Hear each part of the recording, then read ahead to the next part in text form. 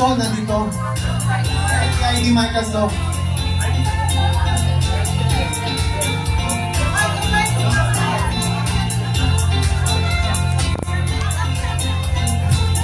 No, wala pa yung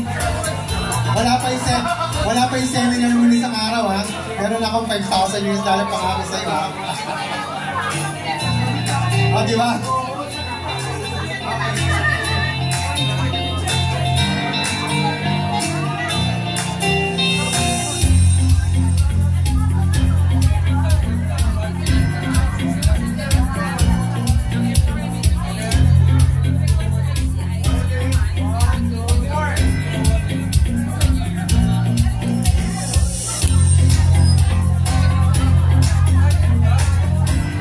Thank you.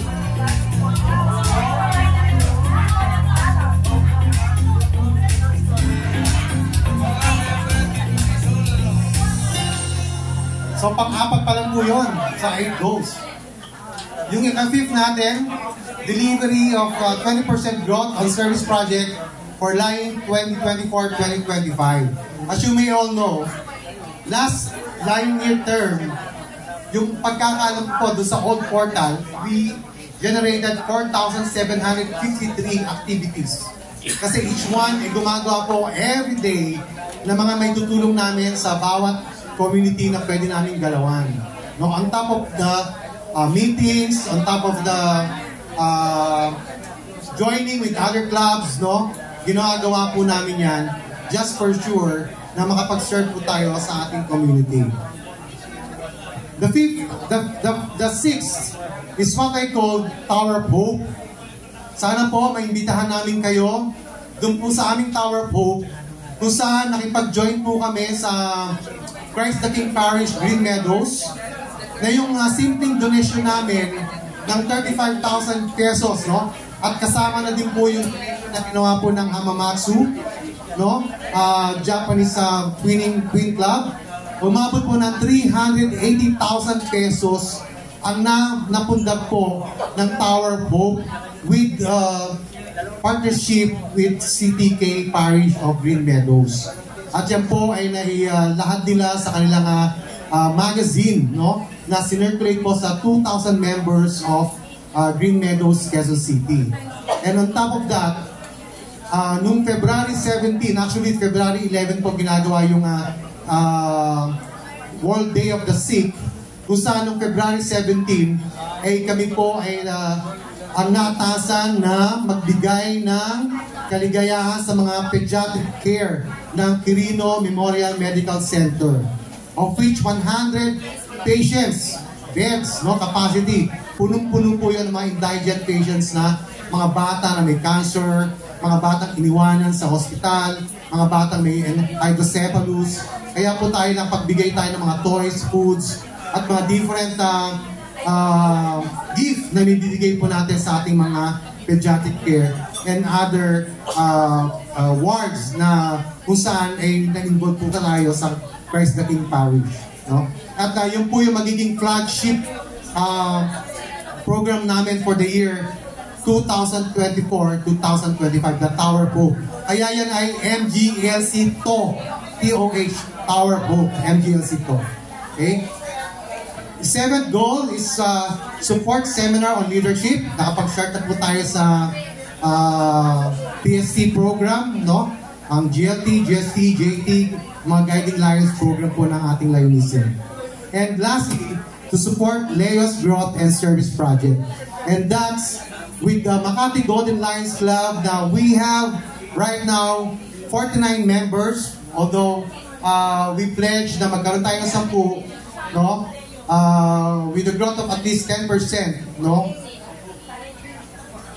26 of the 22nd anniversary, 26 became president, 6 became past district governor, no?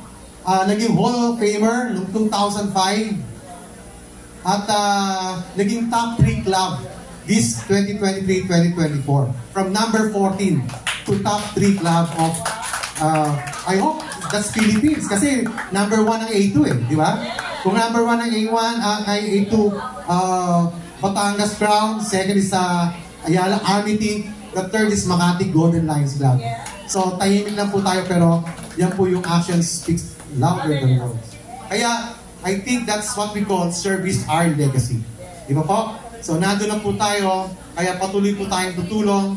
Patuloy po tayong magsisilbi sa bawat kapwa natin, nakikitang naghihirap at kailangan ng ating mga tulong. So, yan po yung aking maikling talk. Uniting all these learnings, let's get things done. We're called to serve, to offer in all God's praise and glory. And let's all imitate Jesus' leadership traits.